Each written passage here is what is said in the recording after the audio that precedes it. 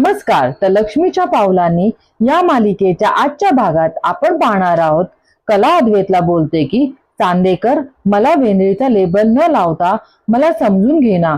तुलाही माहिती आहे चांदेकर, मी जर चुकत असेल तर मी तुझं ऐकून घेईन, पण माझं चुकत असेल आणि तुझं बरोबर असेल तर मी ऐकून घेईन. अद्वैत विचार करायला लागतो. तेव्हा कला म्हणते की चांदेकर, एखाद्याला बंधनात ठेवणं, आपल्या मताप्रमाणे वागायला लावणं म्हणजे काळजी घेणं नसतं. उलट आपला जोडीदार सोहीर, स्वच्छंद, मन मोकळेपणाने जगताना वागताना जर कुठे ठेचकला तर त्याला आधार देणे म्हणजे काळजी घेणं असतं. काळजी ही बंधनात नाही, सांभाळून घेण्यात असते. तू जे काही करतोय ते नाही पटत आहे मला चांदेकर. अद्वैत मनात बोलतो की हिचा मुद्दा सुद्धा बरोबर आहे. नाही नाही, ऍक्च्युली हिचाच मुद्दा बरोबर आहे. खरंच अति करतो आहे कदाचित. कला म्हणते की तुला माझं म्हणणं पटलं नसेल तर तसं सांग, तू तुझं मत मांडू शकतो. पटलंय ना?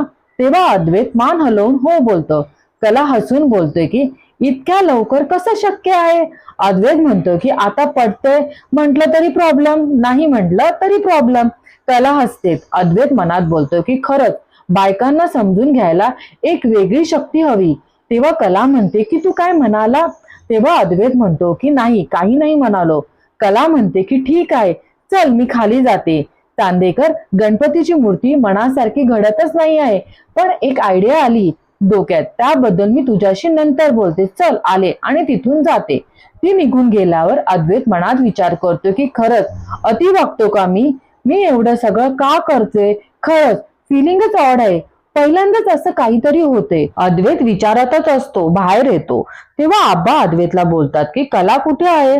अद्वैत म्हणतो की ती बाहेर आहे, गणपतीच्या मूर्तीचं काम करत बसली आहे. आब्बा बोलतो की वाव अद्वैत, मी तुला सांगतो, कामाच्या बाबतीत ती वागीन आहे, वागीन. तेव्हा अद्वैतला आठवतं की ती कलाला बोलतो की रात्रीचं कोण जागतं माहिती आहे ना तुला? तेव्हा कला बोलते की कोण? यावर अद्वैत बोलतो की घुबड. आणि आता वाघीण? तेव्हा आबा बोलतात की काय रे, काय झालं? तेव्हा अद्वैत म्हणतो की काही नाही. आबा बोलतात की वाघिणीसारखं काम करणं हा एक उत्तमच गुण आहे तिच्यातला. अद्वैत बोलतो की उगाच तिला चढवू नका आब्बा.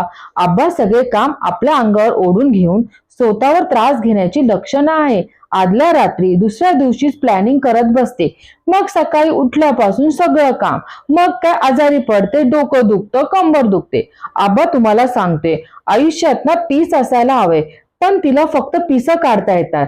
तेव्हा आबा हसतात. अद्वैत म्हणतो की हसताय का तुम्ही? आबा म्हणतात की मी बघते माझा नातू माझ्या नातसुनेच्या काळजीपोटी येडा पिसा झालाय नवरोबा, आणि तिथून जातात. अद्वैत स्वतःशीच बोलतो की नवरोबा? नाही नाही, मी नवऱ्यासारखा वागायला लागलोय का? नाही नाही, शक्यच नाही. कसं शक्य आहे? पण काहीतरी ऑड वाटते. असं का होतंय मला? कोणाशी तरी बोलायला हवं. आणि तो विचार करतो आणि त्याला एक आयडिया सुचते. तर दुसरीकडे आपण पाहतो की अद्वैत काउन्सिलरला भेटतो आणि बोलतो की सर, मी खूप डिस्टर्ब आहे. माझ्या आयुष्यात अशी कॉम्प्लिकेटेड सिच्युएशन पहिल्यांदाच आली. म्हणजे मला असं वाटतंय की मी बदललो आहे का? काउन्सिलर बोलतो की आयुष्याचं असंच आहे, वर खाली वर खाली. अद्वैत बोलतो की म्हणजे मला हे फिलिंग आलं आहे ना, ते खूप वेगळं आहे. वेगळं म्हणण्यापेक्षा थोडंसं ऑड आहे. ऑड पण नाही, पण ट्रिकी, ट्रिकी पण नाही. तेव्हा काउन्सिलर बोलतो की कळलं, मॅटर थोडा सिरियस आहे, पण टेन्शन घेऊ नको. मी तुमचा काउन्सिलर आहे ना, तुमचं सांगा ना मला. तेव्हा अद्वैत सगळं तो काउन्सिलरला सांगत असतो. तेव्हा काउन्सिलर जोर जोरात हसतो. अद्वैत बोलतो की काय हसतायत, काय गंभीर विषय आहे?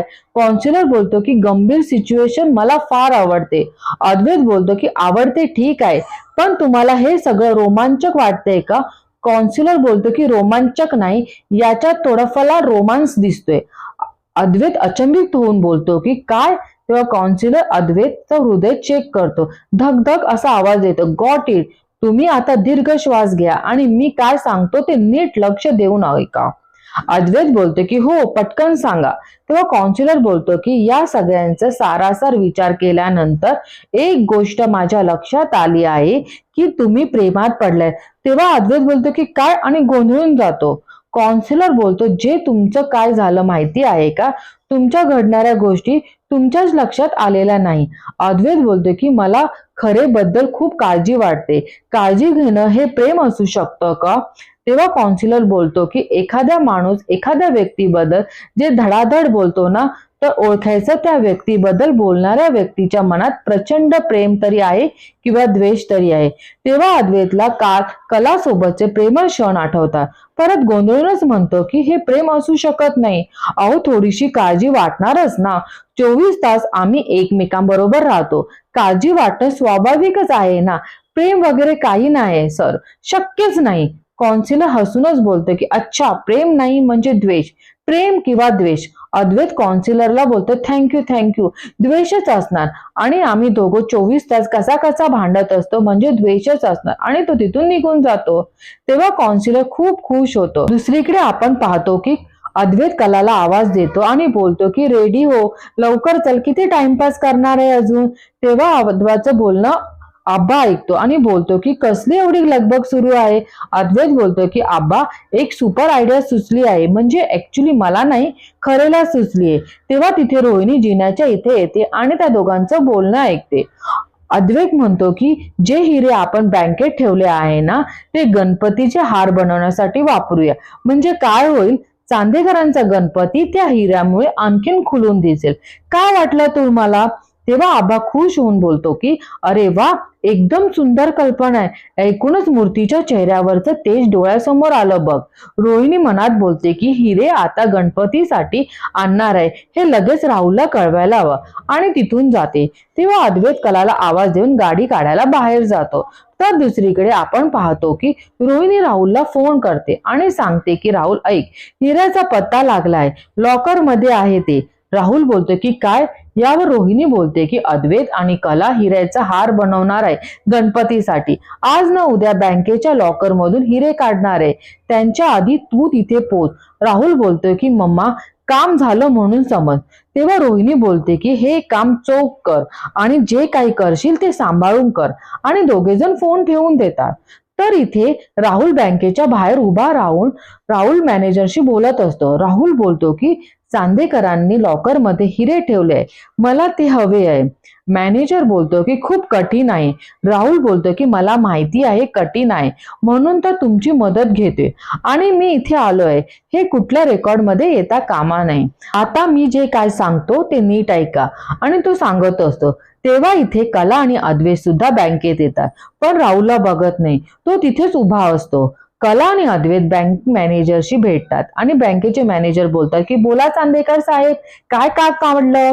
तेव्हा अद्वैत बोलतो की गणपतीच्या सजावटीसाठी हिरे हवे होते, लॉकर मध्ये आहे, ते घ्यायला आलो आहे. तेव्हा मॅनेजर बोलतो की हो अगदीच, एका रजिस्टर वरती सही करायला लावतो. तेव्हा तिथे राहुल सुद्धा आलेला असतं. सिक्युरिटी गार्ड राहुलला थांबवतो. तेव्हा राहुल बोलतो की का अडवतात मला? हे बघा, तुम्ही मला ओळखलं नाही, मला आता जायचंय, मी जाणार. तेव्हा सिक्युरिटी गार्ड बोलतो की थांबा ना प्लीज. अहो, ओळखलं ना तुम्हाला, म्हणून तर अडवलंय. तुमच्याच फॅमिलीतली माणसं आत गेली. तेव्हा राहुल बोलतो की कोण आत गेलं? सिक्युरिटी गार्ड म्हणतो की अद्वैत चांदेकर आणि त्यांचे मेसेस. म्हणून तुम्हाला सांगतोय, थोडा वेळ थांबा बाहेर. राहुल मनात बोलतो की इथे थांबणं योग्य नाही.